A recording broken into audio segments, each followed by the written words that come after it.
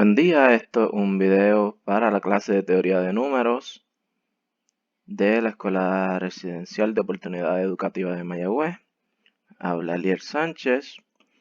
Esta es la presentación que fue enviada a sus correos, donde vamos a estar hablando de principios de inducción, ecuaciones diofánticas, congruencias y otros principios y definiciones. Repasamos las definiciones por encimita. El principio del buen orden: si un conjunto no está vacío, debe tener un elemento mínimo. El principio del Palomar: si usted tiene cierta cantidad de cajas y tiene más objetos que cajas, en una de las cajas mínimo debe haber dos o más objetos.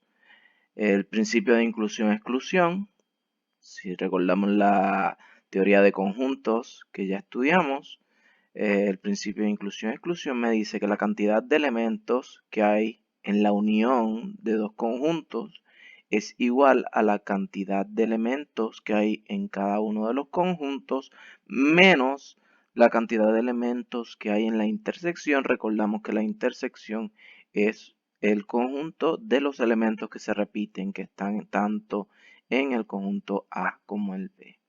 Llegamos entonces al principio de inducción, y esto es una herramienta para probar que una proposición es cierta, probar teoremas, probar diferentes ideas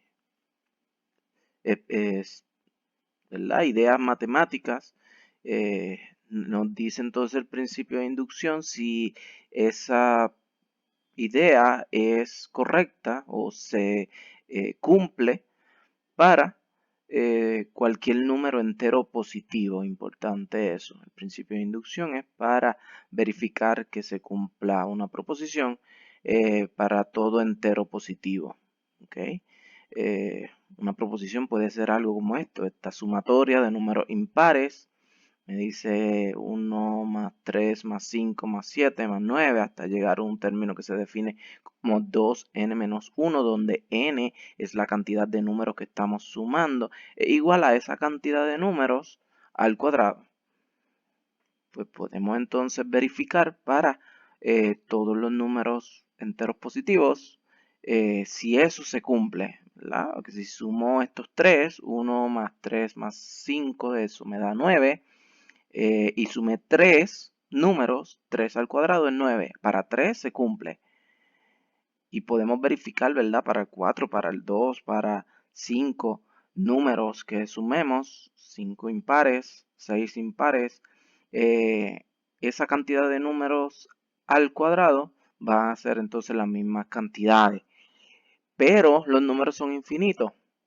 Entonces yo no quiero hacer eso una infinidad de veces, si eso es posible.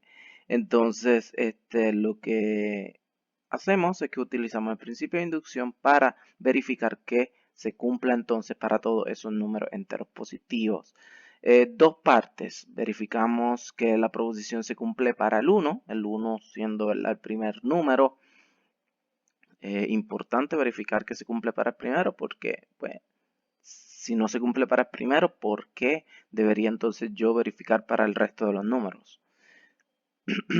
Luego entonces establecemos una hipótesis de inducción y utilizamos eso y el álgebra y la matemática que nosotros conocemos para probar que se cumple la proposición para un número cualquiera.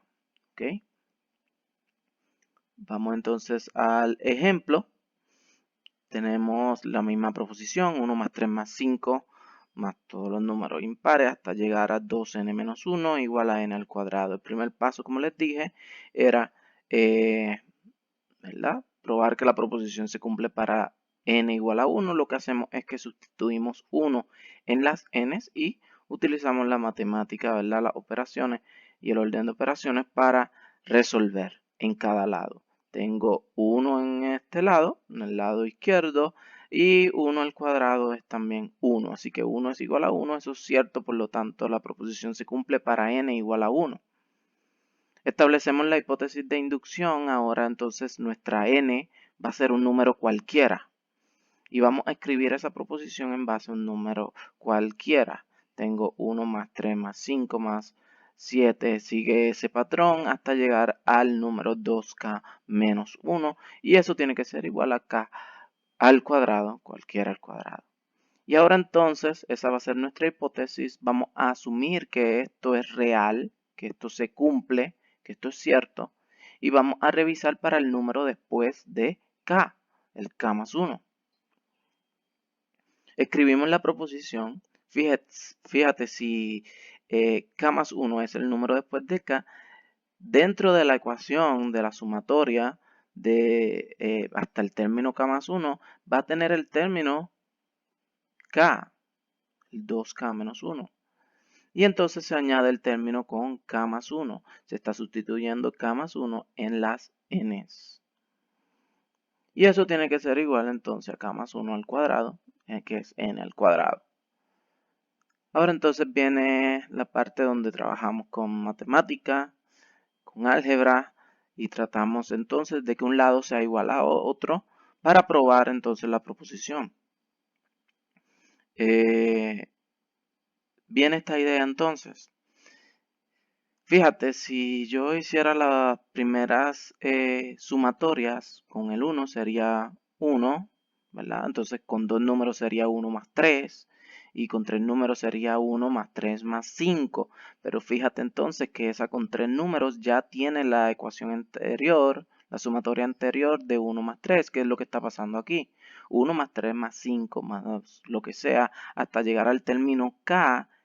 Esta sumatoria viene de la sumatoria anterior, que es nuestra hipótesis de inducción.